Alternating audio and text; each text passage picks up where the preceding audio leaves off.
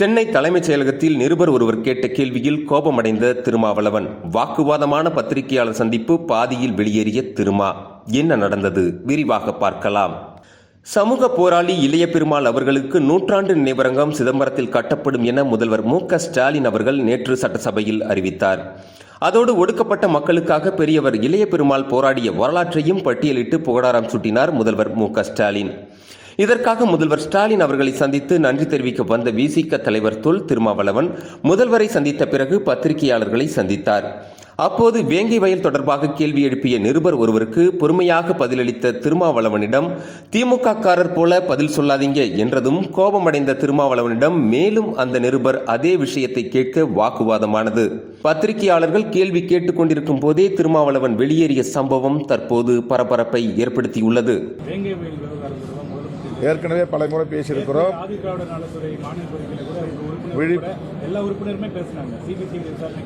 விழிப்பு கண்காணிப்பு குழுவில் பேசியிருக்கிறோம். ஏற்கனவே சட்டமன்றத்தில் பேசியிருக்கிறோம். இப்போ சட்டமன்றத்தில் பேசியிருக்கிறோம். அதில் அரசை பொறுத்தவரையில் என்ன உண்மை கண்டறிவதற்கு உரிய நடவடிக்கைகளை எடுத்திருக்கிறது. குற்றவாளிகளை கைது செய்வதற்கான உறுதியை அளித்திருக்கிறார்கள். நம்பிக்கையோடு இருக்கிறோம். நாள்ங்கிறது ஒரு பிரச்சனை இல்லை. சில வழக்குகளில் நிர்வாக சிக்கல் இருக்கலாம், விசாரணையில் எதுவும் அவங்களுக்கு இன்னும் உறுதிப்படுத்தப்படாத தகவல் இருக்கலாம். அதனால அரசு தலித் மக்களுக்கு எதிராக இல்லை. வேங்கவயல் பிரச்சனையில் யாரையும் காப்பாற்றுகிற முயற்சியில் அரசு ஈடுபடவில்லை. உண்மையான குற்றவாளிகளை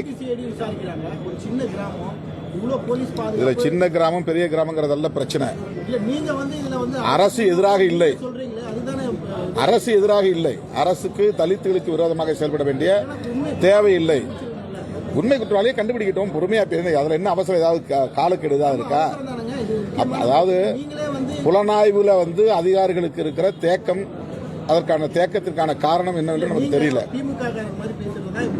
இந்த மாதிரி பேசுற ஆளை வச்சுக்காதீங்க. இந்த மாதிரிலாம் பேசுற ஆளு நீங்க வேற யாரையும் வச்சுங்க. நாகரீகம் இல்லாத பேச்சு. நாகரீகம் இல்லாத பேச்சு. நாகரீகம் இல்லாம பேசாதீங்க. உங்களுக்கு ஒரு நாகரீகம் வேணும். நாகரீகம் தவறி பேசாதீங்க. நாகரீகம் தவறி பேசாதீங்க. இதெல்லாம் கொஸ்டின். எது ஃபேக்சுவல் கேள்வி கேளுங்க. உங்க கருத்தை திணிக்காதீங்க. ஊடகவியலாளர்களுக்கு என்ன உரிய மரியாதையோ அந்த மரியாதையை கொடுக்கிற அளவுக்கு கேள்வி இருக்கணும். திமுக எதிர்த்து எங்களை மாதிரி போராட்டம் யாரும் நடத்தல. தலித்துகள் பிரச்சனைக்காக இதுவரை இந்த 2 ஆண்டுகள்ல 10 போராட்டம் நடத்திருக்கோம். நாளை கூட கிருஷ்ணகிரியில் போராட்டம் நடத்த போறோம். திமுக கூட்டத்தில் இருக்கிறதுனால இந்த மாதிரி ஒரு அநாகரிகமா பேசக்கூடாது. பாதிக்கப்பட்ட மக்களுக்கு அந்த நிவாரணம் வழங்கணும்னு சொல்லி எல்லாம் அரசு செய்யுங்க. அரசு செய்யும். அரசு செய்யும். எது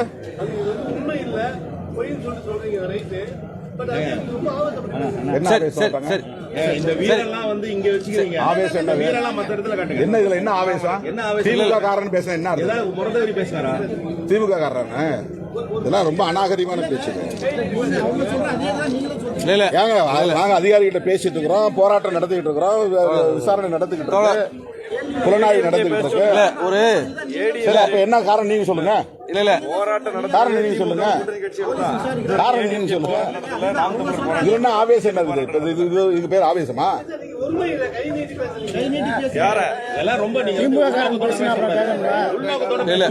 பேசலாமா? கையை கட்டிட்டு உட்கார்ந்து போயிட்டு பேசவா? அவரோட யாரோ பேசவா? ஊடகவியலாளர் மாதிரி பேசுறீங்க, கேட்காம என்ன செய்ய முடியும்? கை நீட்டுறாரு. என்ன பேசி திமுக காரன் சொன்னீங்களா இல்லையா? கற்பனை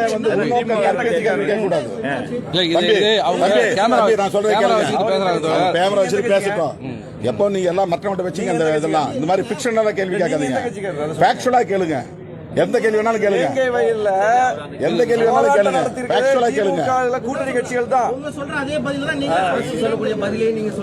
அப்புறம் என்ன பதில் சொல்லுவாங்க? அதிமுக போராட்டம். வேற என்ன பதில் சொல்லுவாங்க? வேங்கை வயல்ல அதிமுக போராட்டம். வேற என்ன? வேங்கை வயல்ல பிஜேபி போராட்டம் நடத்திருக்காங்க. பிஜேபி காரங்களை கேள்வி கேட்டீங்க. போராட்டமே நடத்தலங்க. பிஜேபி காரங்களை போராட்டம் நடத்திருக்கோம். நாங்க தான் போராடும் போது அப்புறம் பேசுறீங்க. பிஜேபி கேட்க சொல்லுங்க. கேட்க சொல்லுங்க. ஒரு கட்சி போராட்டம் நடத்தல. எடப்பாடி கூட பேசலாம். நேற்று இரவு சென்னை கோயம்பேடுல மாற்றுத்திறனாளிகள் கிரிக்கெட் அணியுடைய கேப்டன் சச்சின் சிவா என்பவர், அவர் ஒரு மாற்றுத்திறனாளி, பேருந்துல ஏறுறாரு. பேருந்துல நடத்துனர் அவரை பேருந்துல அழைச்சு செல்ல முடியாது அப்படின்னு சொல்லி அவரை கீழே சரி, வாங்க, இறக்கி விடுறாரு. இந்த வாங்க, விவகாரத்தை எப்படி பார்க்கறீங்க? வாங்க வாங்க போராட்டம் நடத்தாத கட்சி இருக்காரு. டெய்லி வெளில அனுப்பப்படுறாரு. அவர் என்னைக்காவது கேட்டுருக்கீங்களா எடப்பாடியா?